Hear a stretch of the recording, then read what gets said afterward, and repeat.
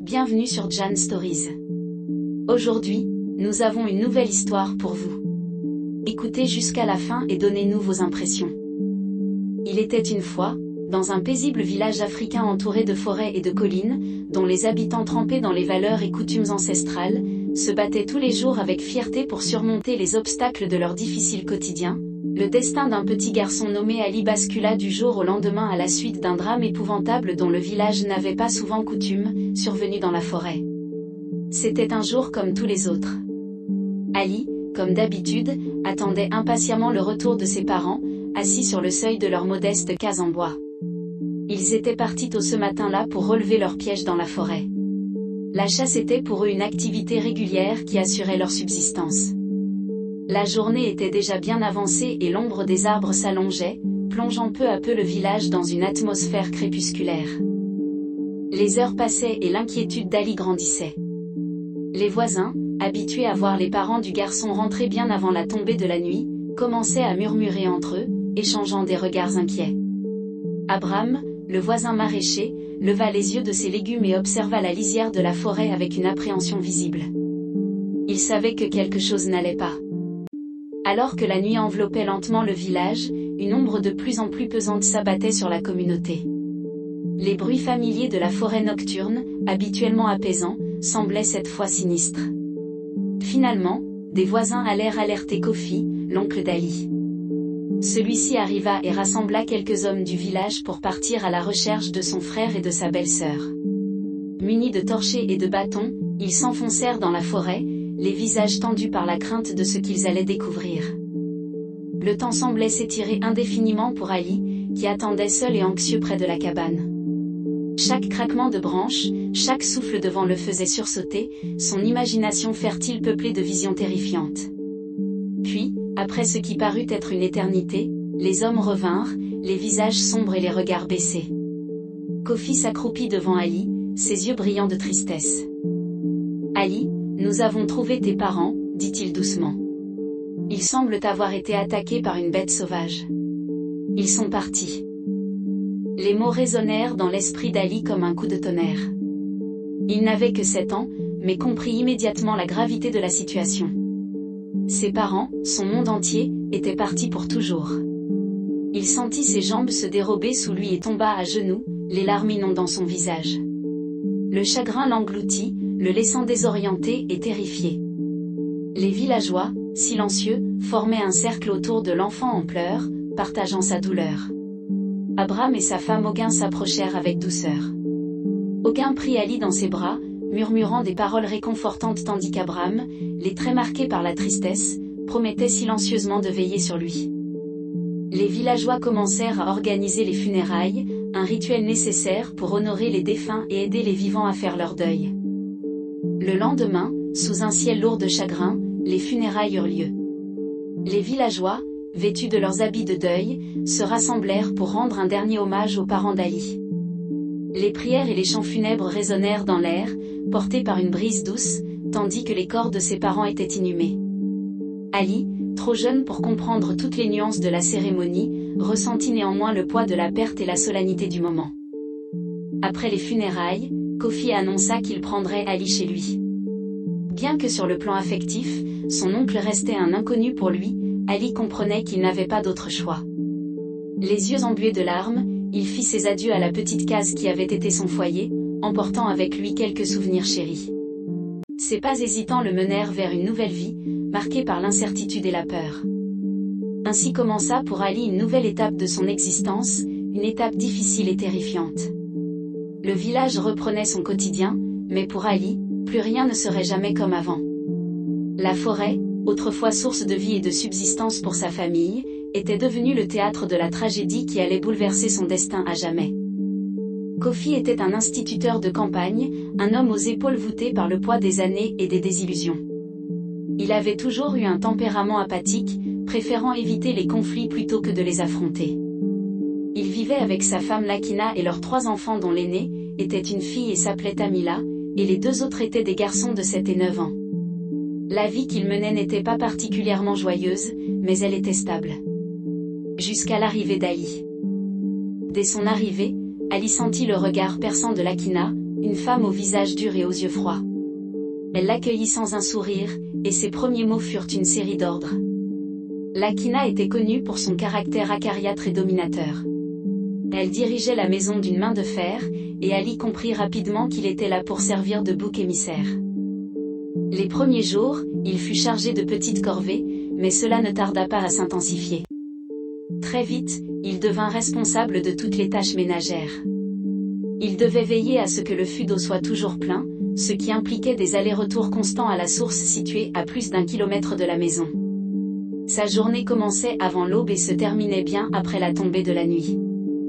Lakina ne laissait passer aucune erreur. Si quelque chose n'était pas fait à sa satisfaction, Ali en payait le prix. Il était puni, parfois enfermé sans nourriture ni eau, souvent pour des fautes qu'il n'avait pas commises.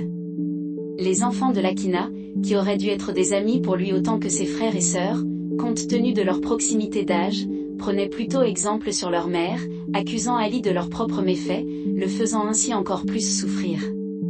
Le regard indifférent de Kofi sur toute cette situation ajoutait à la douleur du petit garçon. La maison de Kofi, avec ses murs couverts de chaux écaillés et son toit de vieilles tôles oxydées, devint pour Ali une prison. Chaque jour était une épreuve de plus à surmonter, et chaque nuit, il s'endormait avec la peur du lendemain. Il n'avait personne vers qui se tourner pour trouver du réconfort ou de l'aide. Lakina s'assurait qu'il soit isolé, non seulement physiquement mais aussi émotionnellement. « Espèce de fainéant !» lui hurlait-elle tous les soirs en le rouant de coups. « Tu n'es même pas capable de faire le moindre travail qu'on te confie. À quoi sers-tu dans cette maison ?»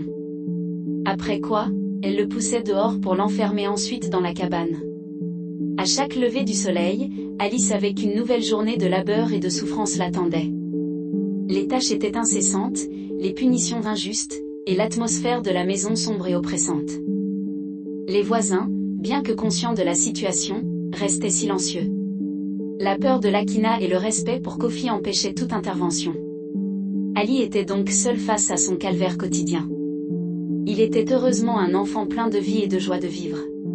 C'est ainsi que malgré la lourdeur de son existence, une lueur d'espoir continuait de brûler en lui, un désir profond de liberté et de justice qui ne s'éteignait jamais. Dans ce quotidien ardu, il trouvait heureusement un réconfort inattendu auprès d'Abraham et Ogun. Abraham, le maraîcher humble et généreux, voyait la détresse d'Ali avec une tristesse silencieuse. Lui et sa femme Ogun, d'une bonté rare, prenaient discrètement soin du garçon. Abraham, bien qu'il ne puisse intervenir ouvertement par crainte des représailles de Lakina, trouvait des moyens subtils de venir en aide à Ali. Il laissait parfois des légumes à des endroits stratégiques où le garçon pourrait les trouver facilement en allant chercher de l'eau. Ogun, de son côté, tentait de réconforter Ali par de petits gestes. Elle préparait des portions supplémentaires de nourriture et trouvait toujours une excuse pour les envoyer chez Kofi, espérant qu'Ali pourrait en profiter. Lorsqu'elle croisait Ali, elle lui adressait un sourire réconfortant et quelques mots d'encouragement, lui rappelant qu'il n'était pas totalement seul. Cependant, c'était leur fille de 5 ans, Meya, qui apportait la lumière dans les journées sombres d'Ali. Curieuse et intrépide, la petite fille s'était rapidement attachée à ce garçon triste qui travaillait sans relâche. Avec l'ingéniosité propre aux enfants, elle trouvait des moyens de lui apporter un peu de réconfort.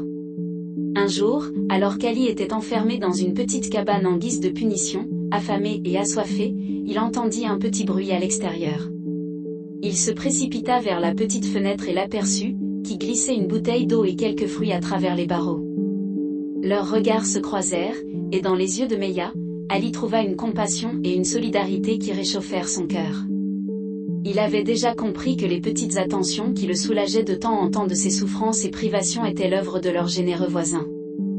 Meya attendait le moment où Lakina et ses enfants étaient occupés ou absents. Elle se glissait alors sous la barrière de bambou qui séparait leur maison de celle de Kofi, une bouteille d'eau ou un morceau d'igname ou de banane caché sous sa robe. Ses petites mains laissaient discrètement ces trésors là où Ali pourrait les trouver, souvent près du fût d'eau qu'il devait remplir ou à l'entrée de la cabane où il dormait le plus souvent. Ces gestes de Meya et de ses parents étaient pour Ali une bouffée d'air frais dans son calvaire quotidien. Chaque fois qu'il trouvait une bouteille d'eau ou un peu de nourriture, il savait que quelqu'un se souciait de lui. Les remerciements silencieux qu'il adressait au ciel étaient empreints de gratitude et d'émotion. Abram et Auguin savaient que chaque petit geste comptait et que leur soutien pouvait faire la différence entre l'espoir et le désespoir pour le jeune garçon. Les jours où il réussissait à glisser de la nourriture ou de l'eau à Ali, il se sentait un peu plus apaisé, convaincu d'avoir fait ce qu'il pouvait pour alléger sa souffrance. Malgré les difficultés, Ali puisait de la force dans ses actes de gentillesse. La famille d'Abram lui rappelait que, même dans les moments les plus sombres, il existait des gens bons et compatissants. Cette bonté simple et discrète alimentait son courage et son désir de survivre à cette période difficile de sa vie. Ainsi, chaque jour, en remplissant ses corvées, Ali gardait en lui l'espoir d'un avenir meilleur, soutenu par les attentions de ses généreux voisins. Leur bonté, aussi modeste soit-elle, était une lumière dans son quotidien obscur, un rappel constant que la bienveillance pouvait exister même dans les pires circonstances. Mais ces moments de répit étaient trop courts et trop rares. La vie sous le joug de Lakina était une succession de jours sombres et durs. Ali, du haut de son jeune âge, comprenait au fil des ans que sa situation ne changerait pas sans une intervention extérieure ou une fuite courageuse. Ses nuits étaient hantées par des cauchemars de corvées interminables et de punitions injustes, mais aussi par des rêves d'une vie meilleure, loin de la cruauté de sa tante. À l'âge de 10 ans, Ali ne pouvait plus supporter la cruauté de Lakina ni l'indifférence de Kofi. L'espoir que lui apportaient Abram, Auguin, et leurs enfants, bien que précieux, ne suffisait plus à apaiser sa souffrance. Il prit donc la décision courageuse de fuir. C'était une nuit sans lune, où l'obscurité enveloppait le village comme un manteau épais. Profitant du silence et de l'immobilité de la maison, Ali rassembla ses maigres possessions, un morceau de pain durci que lui avait apporté Koné, le frère de Meya dans la journée, une vieille gourde remplie d'eau, et une couverture usée. Le cœur battant, il quitta furtivement la maison de son oncle, sans un regard en arrière. Les premières heures de sa fuite furent les plus terrifiantes. La forêt dense et obscure, il se souvenait bien que c'est elle qui avait tué ses parents, le remplissait de terreur. C'était un endroit sinistre, un monde hostile, avec ses bruits étranges et ses ombres inquiétantes. C'était comme le ventre d'un monstre. Ali marchait rapidement, poussé autant par la peur d'être rattrapé que par la rumeur terrifiante de la forêt. Chaque craquement de branches, chaque souffle de vent le faisait sursauter. Il se frayait un chemin à travers les broussailles, évitant les sentiers battus pour ne pas être retrouvé. Cependant, la pensée de ses parents dont la vie s'était arrêtée en ces lieux, ne le quittait pas. Les jours suivants furent une épreuve de survie. Le petit Ali avançait sans relâche, se nourrissant de baies sauvages, de racines et parfois des restes laissés par des animaux. L'eau des rivières et des flaques de pluie lui permettaient de tenir, mais la faim et la fatigue étaient ses compagnons constants. Ses pieds nus étaient couverts de coupures et d'ampoules, et ses vêtements se déchiraient au fil des jours. La solitude pesait lourdement sur ses épaules, mais la détermination de fuir sa famille lui donnait la force de continuer. La nuit tombée, il trouvait refuge dans des grottes ou sous de grands arbres, luttant contre le froid et les bruits effrayants de la nature. Ses rêves étaient peuplés de souvenirs douloureux et d'espoirs incertains, mais chaque matin, il se relevait et reprenait sa marche. Ali traversa des forêts, des collines et des cours d'eau. Après plus d'un mois d'errance, épuisé et affamé au point d'en être presque mourant, il faillit tomber dans une rivière, lorsque, surgit de nulle part, une étrange créature, à la fois femme et autre chose, le sauva en le saisissant d'une poigne de fer au moment où il basculait en avant vers le ravin. Merci d'avoir écouté. La deuxième partie de l'histoire sera publiée ce dimanche. Restez à l'affût, mettez un j'aime, commentez et partagez pour aider la chaîne à grandir. Vous pouvez également activer la cloche de notification pour ne rien rater.